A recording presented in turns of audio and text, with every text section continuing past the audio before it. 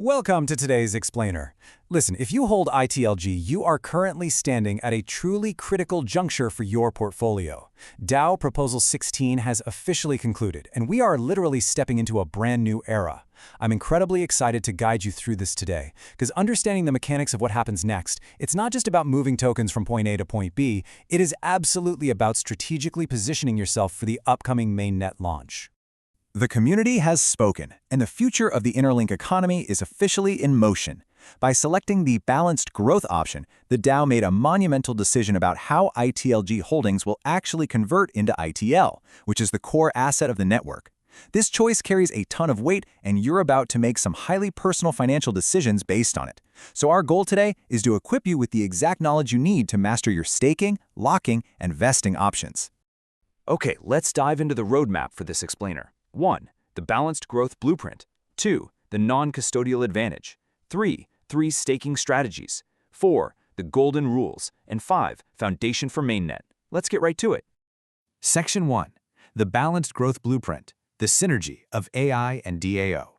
So, to truly get the how of this migration, we first need to unpack the why.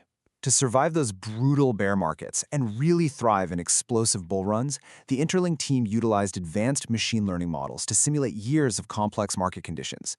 And those AI models, they were tasked with designing options built on 3 unbreakable economic pillars. First up, scarcity and sustained value, basically making sure the market is never flooded with tokens all at once. Second, ecosystem absorption, which ensures just enough liquidity flows into the market for real-world usage and gas fees. And third, protection against manipulation. We're talking about deep mathematical disincentives to prevent massive sell-offs. But honestly, here's the most beautiful part of the whole shebang. While AI provided this mathematically unbreakable blueprint, true to the Web3 ethos, the DAO community held the ultimate voting power. The models proposed, but the community chose. Moving right along to Section 2, the non-custodial advantage. Secure your assets. Before we get into the specific numbers, let's talk about a massive paradigm shift here that completely disarms the usual anxiety of locking up your tokens. If you played around in decentralized finance before, you probably have some well-earned fears about handing over your assets, right? In traditional staking, you hand your tokens over to a smart contract, they leave your wallet, you lose direct access, and you take on immense smart contract risk. But with Interlink's non-custodial staking, your ITLJ never actually leaves your wallet. It stays right there, entirely under your control and fully functional at all times. So let's reframe the staking metaphor entirely. You are not locking your tokens in some digital vault. You're simply locking the delivery schedule of your new ITL tokens. The smart contract acts more like a reader. It checks how much ITLG you hold in your wallet, registers the lock and vesting schedule you've chosen, and then safely drips your newly generated ITL directly to you. It's maximum reward with absolutely minimal anxiety. Which brings us to Section 3, 3 staking strategies, the math of patience. This is the absolute core of today's explainer. You've reached a fork in the road. I want you to pause for a second and ask yourself a pivotal question. What is your time horizon? Are you easily spooked by the charts, or are you in it for the long haul with diamond hands? Because from here on out, we're shifting from the mechanics of the protocol to your personal financial strategy. Your reward, how much ITL you actually receive, heavily depends on how patient you are willing to be. Let's run through a quick mental exercise together. Assuming you hold exactly 100,000 ITLG, you've essentially got 3 main paths where you're trading time for rewards. Scenario 1 is immediate liquidity. You go with a 0-year lock with a 60-month vesting period. Your payouts start right away, dripping roughly 28 ITL a month.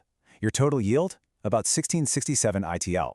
Scenario 2 is the balanced horizon, a 2-year lock, meaning you wait 2 full years before getting anything, followed by a 36-month vesting period.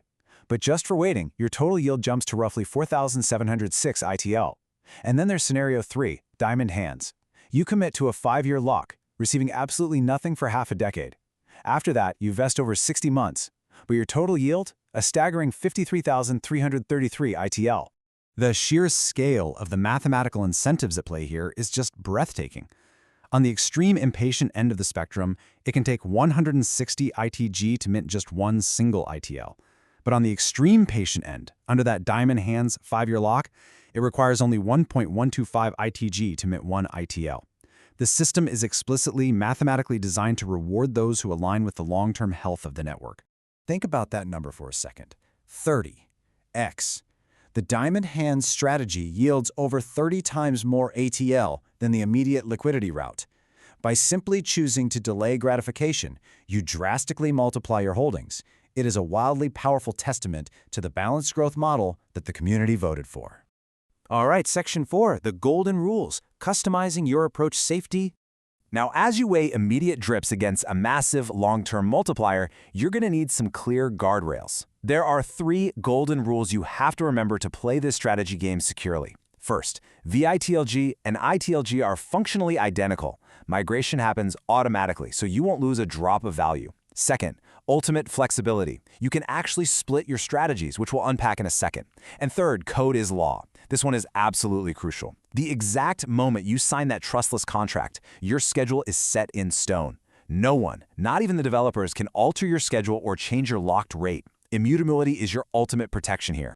So the really crucial point is that you don't have to put all of your eggs in one basket. Because of that ultimate flexibility rule, you can customize a split strategy. For example, you could take your 100,000 ITLG and put 20% into an immediate vest just to secure some short-term functional liquidity for yourself. Then you take the remaining 80% and lock it up for 5 years to absolutely maximize your long-term wealth generation. You literally get to build the exact portfolio that matches your specific risk tolerance and life goals. Finally, Section 5, Foundation for Mainnet, the Horizon. Let's zoom out for a moment and see how this builds the absolute bedrock of the network. We aren't just moving numbers around on a screen, we are laying the economic foundation for the entire Interlink ecosystem as we speed toward the mainnet launch. This migration isn't some temporary tool. It is the core monetary policy of Interlink. The choices you and the rest of the DAO are making right now directly dictate how fast the circulating supply expands over time.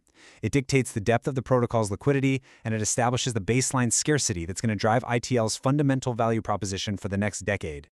You are part of an ecosystem that has consciously chosen to prioritize sustainable, balanced growth over fleeting marketing hype.